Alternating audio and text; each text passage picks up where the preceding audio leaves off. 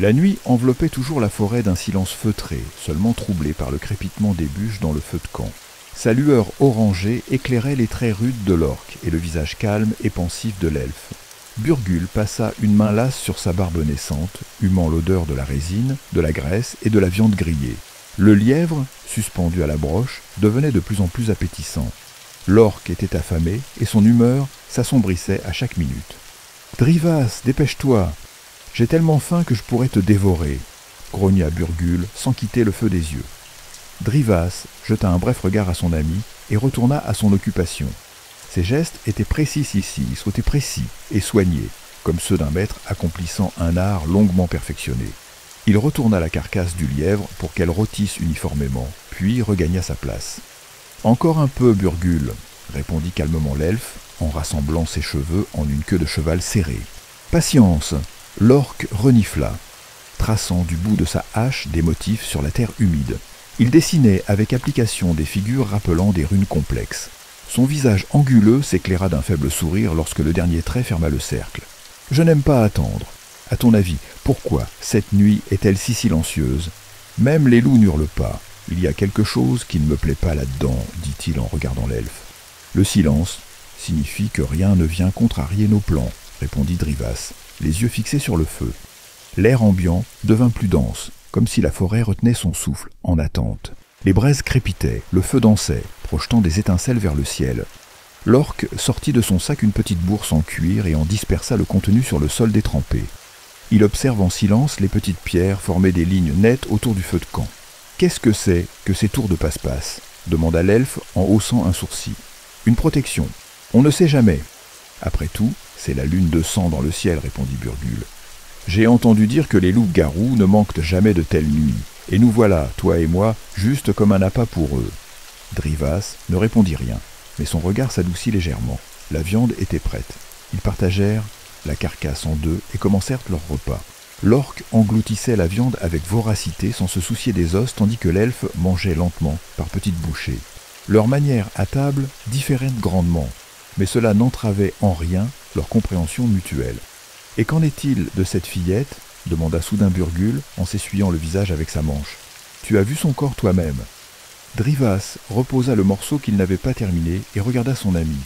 Une douleur fulgurante brilla dans ses yeux. « Je l'ai vue, prononça-t-il d'une voix sourde. Le lycanthrope l'a déchiquetée à tel point que sa mère n'a même pas pu reconnaître sa fille. Ils n'ont compris que grâce au reste de ses vêtements. » L'orque garda le silence, observant attentivement l'expression de l'elfe. Son visage semblait figé, mais au fond de lui, on pouvait lire une profonde détermination. « Toi aussi, tu as perdu ta famille, » rappela Burgul. « Tu crois que ça aidera ?» Drivas prit une profonde inspiration et ferma les yeux, s'efforçant de contenir le flot de souvenirs qui l'assaillait. L'image de sa maison lui revint, le porche accueillant, les roses grimpant le long des murs et la lumière chaude filtrant par les fenêtres. Tout cela avait disparu le jour où il avait trouvé sa femme morte. L'elfe se souvenait de chaque pas, le corps figé, les yeux enfoncés, les marques de crocs sur le cou. Et puis, la silhouette sombre, penchée au-dessus du lit de leur fils. La créature étanchait sa soif, alors que l'enfant vivait encore. Cet instant était gravé à jamais dans sa mémoire. « Je tuerai ce vampire », murmura Drivas, revenant à la réalité. Sa voix était devenue ferme. « Mais d'abord, il faut que je devienne plus fort. » Burgul hocha la tête, retournant silencieusement à son dîner. Il ne savait quoi dire. Il savait cependant une chose. Une nuit éprouvante les attendait. L'orque leva les yeux vers la lune, teinte d'écarlate, et sentit la tension monter. Tout alentour semblait trop calme, comme si le temps lui-même s'immobilisait. « Drivas, es-tu sûr que nous allons nous en sortir ?» demanda-t-il enfin. « Nous nous en sortirons », répondit sèchement l'elfe, serrant son arc dans sa main. « Nous n'avons pas le choix. » Lorsque le feu commença à décliner, les chasseurs se remirent en état et vérifièrent leurs armes. Burgul inspecta la lame de sa hache, l'essuyant avec un chiffon pour enlever les moindres taches. Pendant ce temps, Drivas vérifiait méticuleusement la tension de la corde de son arc et l'équilibrage des flèches. Le silence qui les enveloppait depuis le début de la nuit devint encore plus épais, comme si la forêt retenait son souffle. « Tu as entendu parler de la légende ?» dit soudain Burgul, levant les yeux vers l'elfe. « De laquelle veux-tu parler ?» demanda Drivas, sans quitter son arme des yeux. « Des loups-garous, bien sûr, » répondit l'orque en s'asseyant sur une pierre. « On dit que si l'on mange le cœur d'un lycanthrope, la nuit de la lune de sang, on devient comme lui, mais en plus fort. » Drivas écoutait attentivement, mais ne réagit pas. Il n'avait pas envie de s'attarder sur des discours mystiques, bien qu'il sût lui-même que derrière chaque légende se cachait une part de vérité. « Ce ne sont que des sottises, grommela l'elfe. Personne ne peut prouver que c'est vrai. Et si ça l'était? Tu as toi-même dit que tu voulais devenir plus fort pour ta vengeance, insista Burgul. Ces mots firent s'immobiliser Drivas. Il ferma les yeux un instant, se replongeant dans ses pensées. Peut-être la légende du cœur de lycanthrope était-elle un mythe, mais avait-il vraiment le choix? Tout ce qu'il avait fait ces dernières années se résumait à une seule chose, trouver et anéantir celui qui avait détruit sa vie. « Nous sommes ici pour tuer la bête », dit-il enfin en se levant. Le reste n'a pas d'importance. Burgul haussa les épaules et suivit son ami. Ils s'enfoncèrent dans la forêt, laissant derrière eux le feu de camp qui se consumait. Leurs armes s'étaient prêtes. Chaque pas s'accompagnait du craquement des branches sous leurs pieds et du froissement des feuilles. Drivas se déplaçait sans bruit, telle une ombre, tandis que l'orc s'efforçait de marcher plus prudemment, mais sa stature massive trahissait sa présence. La forêt s'éveillait. Au loin, on entendait les bruits de la nuit, des bruissements, des craquements, et quelque part, tout près, un hibou ulula. La lune brillait à peine, se dissimulant derrière de rares nuages. Dans sa lueur rougeâtre, le monde alentour semblait irréel, comme sorti d'un autre univers. « Tu ne crois pas qu'il nous attend ?» demanda doucement Burgul, s'efforçant de parler assez bas pour que sa voix ne porte pas loin. « Les loups-garous sentent les humains à des lieues, répondit Drivas. Il sait que nous sommes ici. L'orc se tendit, crispant ses mains sur sa hache. Il savait la bête puissante, mais cela ne l'arrêtait pas. Burgul était un guerrier né, et il n'avait pas son pareil au combat. Quelque temps après, les chasseurs s'arrêtèrent près d'une petite clairière. Des arbres denses formaient un cercle vivant, dissimulant tout ce qui se trouvait à l'intérieur. Au bord de la clairière, Drivas posa un genou à terre, scrutant attentivement les alentours. « Regarde » dit-il à voix basse en désignant le centre. Burgul s'approcha doucement. Là, parmi les herbes, se dressait une énorme silhouette blanche. Le loup-garou était penché sur un cerf dépecé, ses pattes et son museau maculés de sang. La bête émettait des râles rauques, déchiquetant la carcasse de ses longues griffes. « Énorme » murmura l'orc. « Et fort. »« Je vais approcher par la gauche » commença Drivas sans quitter la bête des yeux. « Je lui tirerai dans la patte. Dès qu'il perdra l'équilibre, tu attaques. Ne le manque pas. »« Je ne le manquerai pas » acquiesça Burgul. L'elfe commença à longer la lisière de la clairière, se faufilant près du sol. Ses mouvements étaient rapides, mais fluides. Il semblait se fondre dans le paysage, devenant une partie intégrante de la forêt. Lorsqu'il fut en position, Drivas banda son arc et s'immobilisa. Dans ses yeux brûlaient la détermination et la haine. Un instant de plus, et la flèche fusa. Le lycanthrope hurla lorsque la pointe acérée de la flèche lui transperça la cuisse. La bête se dressa sur ses pattes arrière, révélant toute sa puissance.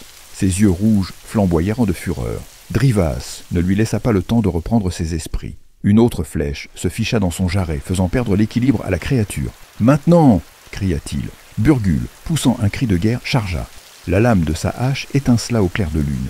Chacun de ses pas était empreint d'assurance et de force. Mais le lycanthrope se révéla plus rapide qu'il ne l'avait anticipé. Il se jeta sur l'orc avec un grondement, le projetant au sol. Burgul sentit les puissantes pattes de la bête l'écraser contre terre. « Drivas » hurla-t-il, sentant l'haleine fétide de la créature. L'elfe était déjà là. Il bondit sur le dos du loup-garou, enfonçant son poignard dans sa chair. Le sang chaud gicla sur ses mains, mais Drivas tenait fermement. « C'est ton tour maintenant » râla l'orc en se relevant. Serrant sa hache à deux mains, il asséna un coup violent aux côtes de la bête. Un craquement retentit, et le lycanthrope chancela, hurlant de douleur.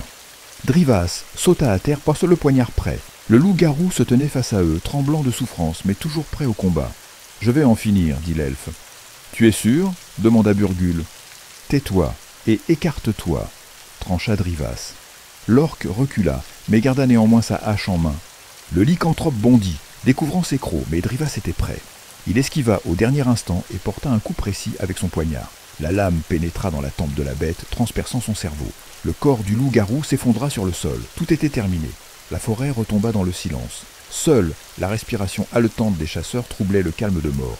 Burgul se pencha, les mains sur les genoux, tentant de reprendre son souffle. Drivas se tenait immobile, sa main serrant fermement la poignée de son poignard. La lame, encore couverte de sang, luisait faiblement au clair de lune. « Tu respires fort pour un orc aussi puissant », remarqua sèchement l'elfe en examinant la carcasse de la bête. « Aide-moi plutôt que de persifler », rétorqua Burgul en essuyant la sueur de son front. « Cette bête a failli m'envoyer rejoindre mes ancêtres. » L'elfe ne répondit rien. Au lieu de cela, il s'approcha de la dépouille.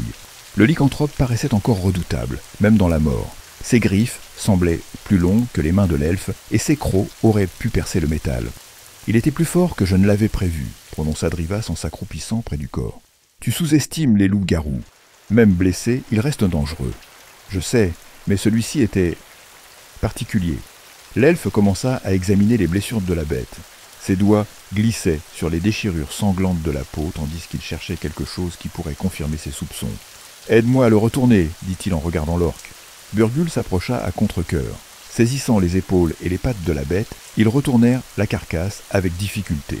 La fourrure blanche, teinte d'écarlate, était humide de sang. « Pourquoi fais-tu cela » demanda l'orque en s'essuyant les mains. « Je veux comprendre ce qui le rendait si fort. » Drivas entreprit d'examiner attentivement la cage thoracique de la bête.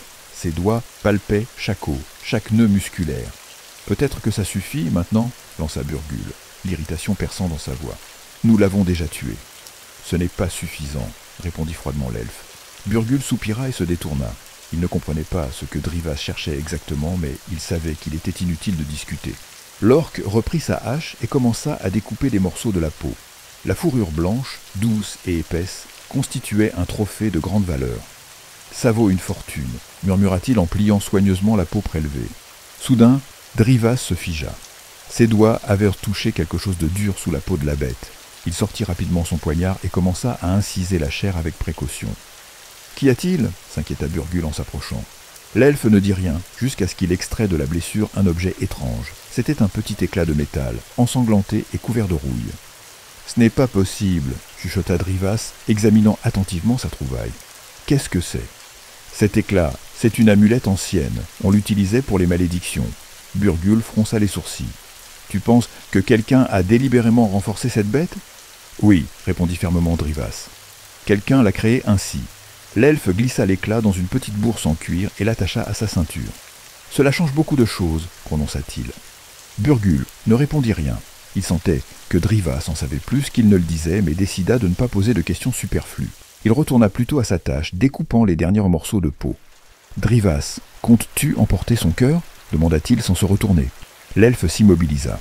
« Pourquoi demandes-tu cela ?»« Parce que je sais que tu y penses, » dit l'orque. « J'ai vu comment tu regardais cette bête. » Drivas resta silencieux.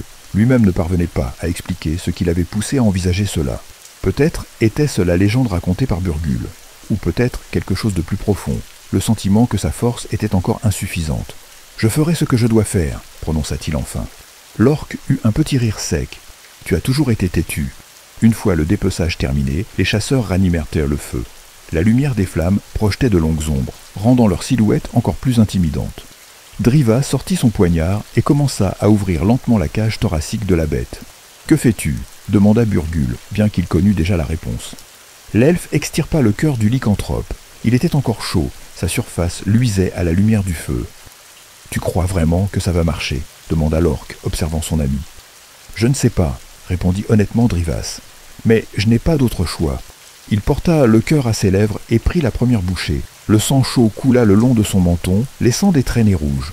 Burgul regardait la scène avec dégoût, mais n'intervint pas. « Je n'ai plus besoin de toi » prononça soudain l'elfe, en fixant l'orque. « Quoi » demanda Burgul, stupéfait. À cet instant, la lune de sang émergea des nuages. Une lumière rouge inonda la clairière et Drivas hurla de douleur. Son corps commença à se transformer. Ses os craquèrent, sa peau se couvrit d'une fourrure noire et son visage s'allongea, devenant un museau. Burgul saisit sa hache, mais ne put rien faire. L'énorme loup-garou se jeta sur lui, déchirant le corps de l'orque de ses griffes. Le cri de douleur de Burgul retentit dans la forêt nocturne, puis s'éteignit rapidement. Quand tout fut terminé, le loup-garou se redressa et leva les yeux vers la lune. Ses yeux brûlaient de fureur et de faim. Le soleil s'élevait lentement au-dessus de l'horizon, teintant la forêt de chaudes nuances dorées. Le silence de la nuit avait cédé la place aux sons matinaux de la nature. Le pépillement des oiseaux, le murmure du vent dans la cime des arbres. Cependant, dans la clairière où s'était jouée la tragédie peu avant, régnait toujours un calme sinistre. Le loup-garou, en lequel Drivas s'était transformé, se tenait immobile. Son imposante silhouette projetait une longue ombre sur l'herbe. Les traits de la bête commencèrent à changer, comme si la nature elle-même le contraignait à retrouver son apparence première.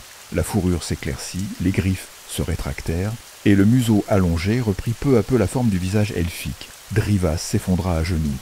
Son corps tremblait de douleur, son visage couvert de sueur. Sur ses mains restaient encore les traces du sang de Burgul, et un goût métallique persistait dans sa bouche. « Qu'ai-je fait » murmura-t-il, prenant conscience de l'horreur de son acte. Mais le regret fut de courte durée. Il devait aller de l'avant. L'objectif pour lequel il avait commis cet acte était trop important. Drivas se releva, ses yeux s'illuminant d'une froide lueur de détermination. « Pardonne-moi, mon ami, mais je n'avais pas le choix », prononça-t-il en regardant le corps mutilé de Burgul. L'elfe s'approcha de la dépouille de l'orque et lui ferma les yeux, comme le voulait la coutume de leur amitié. Puis il sortit son poignard et commença à rassembler les trophées restant dans la clairière. La peau du loup-garou, soigneusement prélevée durant la nuit, gisait non loin. Drivas la plia et la rangea dans son sac. « Ce n'est que le commencement », dit-il à voix basse, tournant son regard vers l'est, où se dressait la ville qui abritait son ennemi.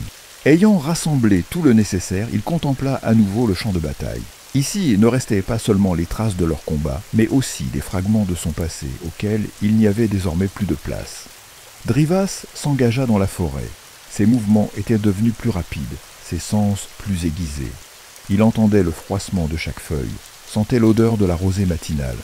Le corps, qui ne lui appartenait plus entièrement, se rappelait à lui à chaque pas. Après quelques heures, il déboucha sur un sentier étroit menant au hameau le plus proche. Le paisible village se nichait entre les collines, ses toits à peine visibles à travers un épais brouillard. Drivas savait qu'il devait se ravitailler et trouver un moyen d'échapper à d'éventuels poursuivants. Quand il entra dans le village, les habitants l'accueillirent avec des regards méfiants. Les routes forestières amenaient rarement des visiteurs et l'apparence de l'elfe était loin d'être amicale. Ses vêtements souillés de sang et son expression tendue incitaient les villageois à garder leur distance. Drivas se dirigea vers l'échoppe du marchand local.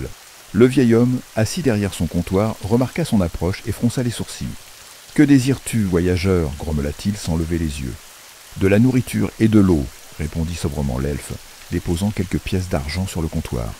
Le marchand se leva à contre-cœur, rassembla les provisions et les posa devant Drivas. « Tu vas loin » demanda-t-il en plissant les yeux. « Assez loin pour ne pas revenir » répondit l'elfe en prenant ses achats. Sans perdre de temps, Drivas quitta le village. Il ne souhaitait pas s'attarder là où l'on pourrait se souvenir de lui. Désormais, chaque pas le rapprochait de son but. Il marcha jusqu'au soir, atteignant finalement une vieille cabane forestière, abandonnée depuis de nombreuses années. Ses murs, couverts de mousse, rappelaient qu'autrefois, des gens avaient vécu ici. L'elfe entra, inspecta les lieux et décida d'y passer la nuit. Il étala ses trophées, la peau prélevée et l'amulette qu'il avait trouvée dans le corps du loup-garou. Tout cela faisait partie de son plan. Drivas s'assit près de l'âtre et sortit son poignard. Son regard s'assombrit. « Ce n'est que le commencement », répéta-t-il en fixant les flammes naissantes s'il en avait allumé, ou l'âtre froid sinon. Le temps sembla s'immobiliser dans la vieille cabane. Dehors, le crépuscule s'épaississait et seule la faible lueur de la lune filtrait à travers le feuillage dense des arbres. Drivas était assis à même le sol, entouré de ses trophées, la peau du loup-garou, l'amulette ancienne et son sac d'armes. Son regard était concentré, ses gestes mesurés. Il comprenait que devant lui se dressait non seulement un chemin, mais aussi des épreuves auxquelles il devait se préparer. L'elfe souleva l'amulette trouvée dans le corps du lycanthrope et la contempla longuement. Le métal paraissait étrangement lourd pour sa taille, et les gravures à sa surface rappelaient des runes disparues depuis longtemps de la mémoire des hommes. Drivas sentait que cet objet pourrait éclaircir le mystère de l'origine de la bête qu'il avait affrontée. Il rangea l'amulette dans sa bourse de ceinture et commença à vérifier son équipement. Chaque mouvement était prudent et lent. Il testa la tension de son arc, inspecta ses flèches, la pointe de son poignard. Tout devait être prêt. Il avait appris à ne compter que sur lui-même. Après une courte halte, Drivas ressortit dans la forêt. La nuit était calme, mais il l'apercevait différemment désormais. Ses sens étaient plus affûtés qu'auparavant. Chaque souffle de vent, chaque craquement de branches, chaque courant d'air résonnait dans sa conscience. « Ce corps a changé », se dit-il à voix basse. Progressant sur le sentier, l'elfe scrutait attentivement le monde environnant. La lune baignait tout d'une lumière argentée, et les ombres de la forêt prenaient son vie, dansant au gré des mouvements des branches. De temps à autre, il s'arrêtait pour tendre l'oreille. Il avait l'impression que quelqu'un ou quelque chose le suivait, mais sans en avoir la preuve. Quelques heures plus tard, il déboucha sur une large vallée. Au loin scintillaient les lumières d'une grande cité. C'était sa prochaine destination. Là, parmi des centaines d'âmes, se terrait celui qu'il cherchait. « Je te trouverai », murmura Drivas en crispant la main sur la poignée de son poignard. La ville l'accueillit par le brouhaha des voix et le son des cloches. Les rues étaient éclairées par la lueur des torches et les marchands nocturnes vantaient leurs marchandises à grands cris. La foule se pressait, chacun affairé à ses propres occupations. Pour l'elfe, cet endroit semblait étranger et hostile. Drivas se glissa dans l'ombre. Il ne voulait pas attirer l'attention. Il cherchait une taverne ou un recoin discret où il pourrait passer la nuit et glaner des informations. Déjà dans la forêt, il avait entendu des rumeurs. La ville n'était pas dirigée par un homme, mais par un monstre dissimulé sous les traits d'un citoyen ordinaire. L'auberge de la Corne Noire, qu'il dénicha dans une ruelle écartée, semblait parfaite. Ses murs étaient en sombre, sa porte peu engageante. Mais c'était précisément dans ce genre d'endroit que l'on trouvait le mieux la vérité. Lorsqu'il entra, tous les regards se tournèrent envers lui. Les elfes étaient rares dans ces contrées, et ceux de l'Acabie de Drivas encore plus. Mais il ne laissa à personne le temps de poser des questions, se dirigeant vers le comptoir et y jetant quelques pièces. « Une chambre !» dit-il laconiquement. L'aubergiste, un homme corpulent à la longue barbe, le toisa du regard mais ne dit mot. Il prit l'argent et désigna l'escalier. Drivas monta et pénétra dans une petite chambre. Elle était sommaire, un lit, une table, une chaise. Mais il n'avait pas besoin de plus. Verrouillant la porte, il s'assit près de la fenêtre et se mit à observer la rue. Environ 1 heure s'écoula quand du bruit monta d'en bas. Drivas tendit l'oreille. D'abord des conversations banales, puis un nom fut prononcé, qui le mit en alerte. « C'est lui, c'est bien lui !» résonna une voix rauque. L'elfe jeta un coup d'œil prudent par l'interstice entre la porte et le mur. Au rez-de-chaussée de la taverne se tenaient plusieurs hommes. Leurs vêtements étaient sombres, leurs regards durs. Ils cherchaient manifestement quelqu'un. « Il est quelque part par ici, » dit l'un d'eux. « Nous ne partirons pas avant de l'avoir trouvé. » Drivas soupira doucement. Il comprit qu'il était dangereux de s'attarder ici. Ces hommes connaissaient sa présence et peut-être se doutaient déjà de son identité. L'elfe attrapa ses affaires et commença à s'extraire par la fenêtre. Les toits des bâtiments voisins étaient assez proches pour qu'il puisse s'y déplacer. La nuit redevint son refuge. Drivas se mouvait sans bruit, telle une ombre traversant les rues et les passages dérobés. Il savait qu'il ne pouvait se permettre un affrontement ouvert avant d'avoir trouvé celui pour qui il était venu. Lorsqu'il fut assez loin de la taverne, il s'arrêta pour reprendre son souffle. « Ils savent déjà pour moi, » dit-il à voix basse. « Mais cela ne change rien. » La ville était immense, et devant lui l'attendaient non seulement des ennemis, mais aussi des réponses. Drivas était prêt à tout. Les sombres ruelles de la cité dissimulaient en Drivas, mais même dans leur relative sécurité, il sentait la tension. Il n'était pas seulement traqué par des mercenaires, mais aussi par la sensation diffuse que quelque chose l'épiait depuis les ombres. Chaque mouvement éveillait sa méfiance, chaque bruissement mettait ses instincts en alerte. L'elfe progressait le long des venelles étroites, s'efforçant d'éviter les artères principales. Il savait que les hommes de la taverne étaient à ses trousses, mais ignorait encore leur identité. Était-ce lié au loup-garou? Ou quelqu'un d'autre avait-il eu vent de son objectif? S'arrêtant à un petit carrefour, il s'adossa au mur de briques froids. Le clair de lune illuminait la ville, se reflétant sur les pavés humides. Des bruits de pas résonnèrent dès quelque part devant. Drivas se crispa, la main sur son poignard. « Calme-toi » se murmura-t-il, se plaquant contre le mur. 2 silhouettes émergèrent de l'ombre devant lui. Leurs visages étaient dissimulés sous de profondes capuches, leurs mouvements prudents. Ils cherchaient clairement quelqu'un. « Nous savons qu'il est là, » dit l'un d'eux d'une voix basse. « Vous continuez à chercher. » L'elfe attendit qu'il soit trop passé, puis se glissa hors de sa cachette et reprit sa route. Il comprenait que le temps lui était compté. Ses ennemis savaient déjà où le chercher.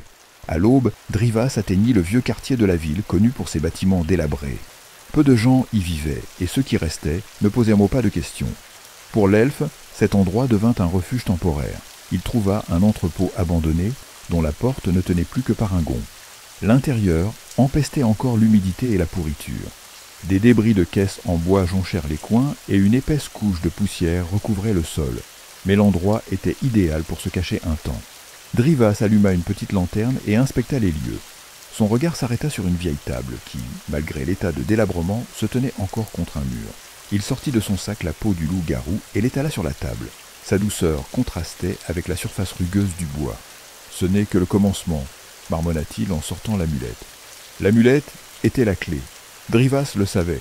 Son énergie était palpable, même maintenant que le métal reposait immobile sur la table. Mais ce qu'elle ouvrait exactement, l'elfe ne le comprenait pas encore. Soudain, un bruit troubla le silence. C'était comme un léger froissement, mais assez fort pour attirer son attention.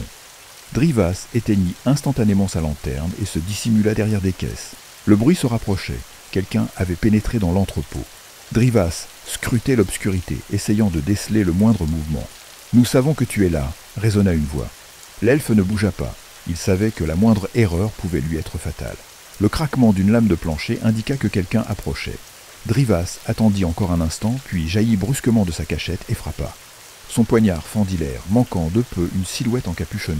L'homme qui se tenait devant lui esquiva et dégaina une épée. « Tu es Drivas, dit-il.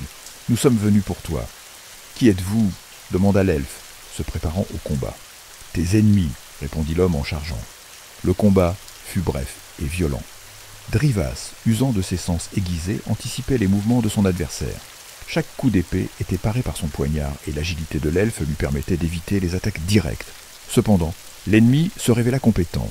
Ses coups étaient au précis et puissants, obligeant Drivas à reculer contre le mur. « Tu es faible, » ricana l'homme, « même avec ta nouvelle force. »« On verra, » siffla l'elfe, esquivant vivement et ripostant. Le poignard trouva sa cible, transperçant le bras de l'adversaire. Celui-ci poussa un cri et chancela. Mais avant que Drivas n'ait pu porter un second coup, l'homme disparut, comme dissous dans l'air. L'elfe resta seul. Son cœur battait à tout rompre, sa respiration était haletante. Il fouilla la pièce du regard, mais ne trouva personne. « Qui es-tu » murmura-t-il dans le vide.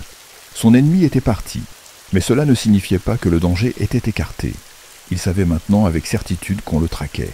À l'aube, Drivas quitta de nouveau l'entrepôt. Il se dirigeait vers l'endroit où, d'après ce qu'il avait entendu, il pourrait trouver plus d'informations sur sa cible. Là, dans les profondeurs de la cité, se cachaient ceux qui savaient tout de son ennemi. Drivas sentait la ville devenir de plus en plus hostile. Ses rues, si animées le jour, se muaient la nuit en un labyrinthe d'ombres et de regards furtifs. À peine quittait-il un refuge qu'il comprenait se retrouver à nouveau au centre d'une chasse. Qui que fussent ces gens, il savait qu'il était là et n'avait nulle intention de le laisser en paix. L'elfe traversa une autre ruelle sombre, la main crispée sur la poignée de son poignard. Chaque pas résonnait sourdement entre les bâtisses. Il savait où aller. À la périphérie de la ville, parmi les constructions délabrées, se trouvait un lieu dont il avait entendu parler dans la forêt. On disait que s'y cachaient ceux qui vendaient des informations secrètes. Arrivé devant une vieille taverne, Drivas jeta un regard circulaire. Le bâtiment semblait abandonné, mais une faible lueur à une fenêtre indiquait une présence à l'intérieur. L'elfe s'approcha de la porte et frappa. Pas de réponse, mais après quelques instants, un Judas s'entr'ouvrit légèrement. « Que veux-tu » retentit une voix rauque de l'intérieur. « Des informations » répondit sobrement Drivas. Après une courte pause, la porte s'ouvrit. L'elfe entra et ses yeux s'habituèrent rapidement à la pénombre. Au centre de la pièce se trouvait une table, derrière laquelle était assis un homme. Son visage était dissimulé par une capuche, ses mains jointes devant lui. « Tu es au bon endroit » prononça-t-il. « Mais l'information a un prix. » Drivas jeta sur la table une petite bourse contenant des pièces. « Dis-moi ce que tu sais sur la créature qui règne sur cette ville, » exigea-t-il. L'homme eut un sourire narquois, faisant rouler les pièces entre ses doigts. « Tu cherches le vampire. Il se nomme Valfar.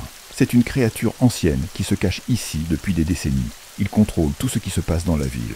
Si tu es ici, c'est qu'il sait déjà pour toi. » L'elfe ne réagit pas, mais une tension intérieure le parcourut. « Où est-il » demanda-t-il. « Dans la partie nord de la ville. Son antre est le vieux château. Mais tu n'y entreras pas si facilement. C'est mon problème. » L'informateur haussa les épaules, retrouvant son indifférence première. « Sois prudent, dit-il. Valfar n'est pas seulement puissant, il est aussi rusé. Il ne laisse aucun ennemi en vie. » Drivas quitta la taverne, se dirigeant dans la direction indiquée. Il savait que chaque pas le rapprochait de l'affrontement final. La partie nord de la ville l'accueillit avec ses longues rues étroites pavées de pierre. Ici régnait un silence absolu, troublé seulement par le bruit de ses propres pas.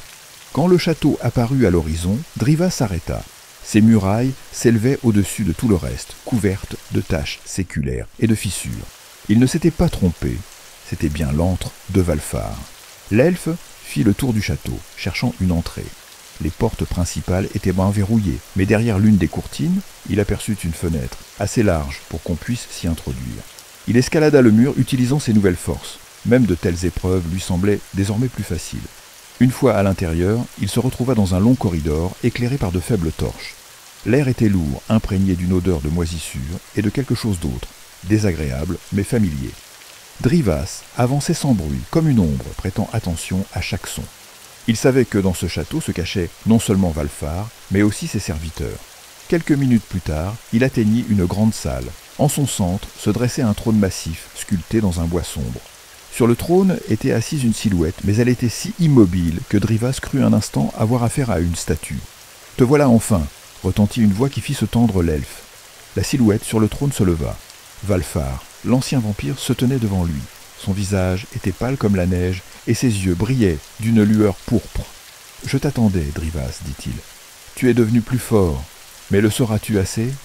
L'elfe dégaina son poignard, son regard dur. « Assez pour te tuer, prononça-t-il. Valfar eut un sourire méprisant. « Alors, essaie. » L'air dans la salle s'alourdit lorsque Valfar fit un premier pas vers Drivas. Ses mouvements étaient fluides, mais chaque détail trahissait le danger. Le vampire se déplaçait comme un prédateur prêt à bondir. L'elfe savait que la moindre erreur dans ce combat serait fatale. « Tu n'es pas le premier à venir ici, » dit Valfar en s'arrêtant à quelques pas de Drivas. « Mais personne, jusqu'à présent, n'en est ressorti vivant. »« Je ne suis pas comme eux, » répondit froidement l'elfe. Il leva son poignard, le tenant de manière à ce qu'il reflète la faible lueur des torches. Son nouvel instinct lui murmurait qu'une attaque pouvait survenir à tout instant. Soudain, Valfar disparut. Drivas eut à peine le temps de réagir quand il sentit un mouvement dans son dos. Il pivota brusquement, son poignard rencontrant les griffes du vampire. Des étincelles jaillirent, et le choc projeta l'elfe plusieurs pas en arrière. « Rapide !» prononça Valfar en léchant ses crocs. « Mais assez ?» Drivas se releva, serrant plus fort son poignard. Son corps, modifié par la transformation en loup-garou, répondait avec une force nouvelle. Il sentait qu'il était désormais capable d'endurer plus qu'auparavant. « Assez pour te tuer !» répéta-t-il. La bataille commença. Valfar attaquait avec une vitesse incroyable, ses griffes zébrant l'air dans la pénombre. Drivas esquiva le premier coup, para le second et porta une riposte visant la gorge de son ennemi. La lame passa tout près, mais manqua sa cible d'un cheveu. Le vampire recula, ses yeux brûlants de fureur. « Tu es bon, dit-il en essuyant une fine traînée de sang qui coulait sur son cou. Mais pas assez. » Sur ces mots, Valfar leva une main et la salle s'emplit d'un son étrange. Des ombres surgirent des ténèbres, ses serviteurs. Plusieurs silhouettes sombres dégainèrent leurs armes, encerclant l'elfe. Drivas évalua rapidement la situation. Il comprenait qu'un affrontement direct avec eux pourrait lui coûter la vie, mais il ne pouvait reculer. « Vous allez tous mourir, » prononça-t-il en faisant un pas en avant. Les silhouettes attaquèrent simultanément. L'elfe utilisa toutes ses compétences. Il esquivait, attaquait et se déplaçait comme un fauve. Son poignard trouvait sa cible encore et encore, mais ses ennemis étaient pentes rapides et puissants. Chaque mouvement lui coûtait un effort. Ses bras s'alourdissaient, sa respiration devenait saccadée. Il continuait pourtant à se battre, abattant ses adversaires les uns après les autres. Lorsque le dernier serviteur tomba, Drivas se tourna vers Valfar. Le vampire l'observait sans faire le moindre geste. « Pas mal, dit-il, mais ce n'est pas suffisant pour me vaincre. » L'elfe, couvert de sueur et de sang, leva son poignard. « Je vais te tuer, dit-il en avançant d'un pas. » Valfar se jeta sur lui. Leur affrontement fut fulgurant.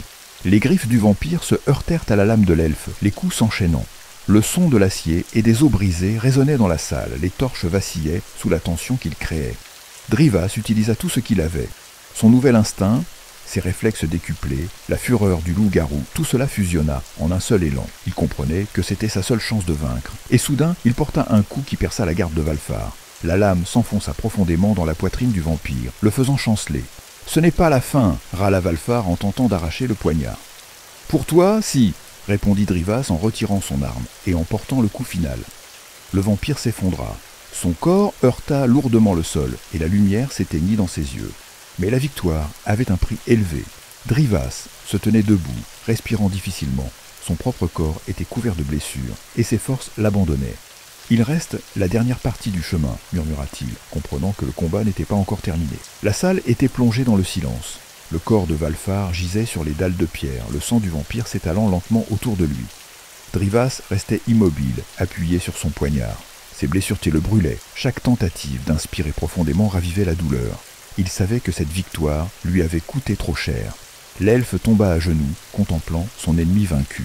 Son corps avait atteint ses limites. Sa tête tournait, et le sang s'écoulait de profondes entailles sur ses flancs et ses bras. « Je l'ai fait, » chuchota-t-il, retenant à grand-peine son poignard. Maintenant, tout est fini. Mais le monde autour de lui ne semblait pas prêt à se détendre. La salle, faiblement éclairée par les torches, se remplit, soudain, d'un froid étrange. L'ombre, projetée par le corps de Valfar, commença à bouger, se concentrant en un seul point. Drivas leva les yeux, son regard rencontrant ce phénomène. « Tu crois m'avoir tué ?» résonna une voix faible. semblant venir des profondeurs. Drivas se tendit, ses doigts se crispant sur la poignée de son poignard. L'ombre prit forme, ressemblant à Valfar lui-même, mais avec des traits déformés. « Tu es fort, continua la voix, mais tu n'es qu'un instrument. » L'ombre se déplaça vers l'elfe, comme pour tenter de l'engloutir. Mais Drivas savait déjà quoi faire. Ses forces étaient presque épuisées, mais il se releva, s'appuyant lourdement sur son poignard. « Je vais en finir, prononça-t-il en faisant un pas en avant. L'elfe leva la main qui tenait l'amulette trouvée dans le corps du loup-garou. Sa surface s'embrasa d'une lueur terne, forçant l'ombre à reculer.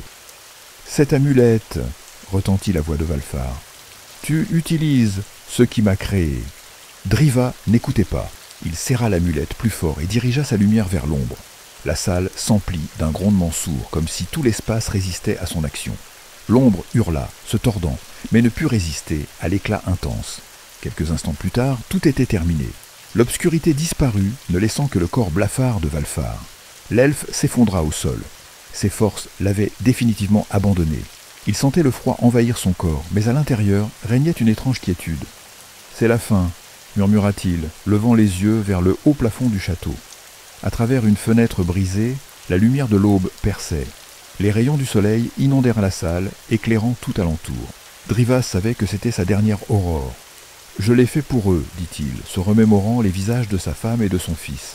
Maintenant, ils sont vengés. » Sa respiration devint lente, son cœur battait de plus en plus faiblement. Drivas sourit en fermant les yeux. Lorsque le premier rayon de soleil toucha son visage, il était déjà mort.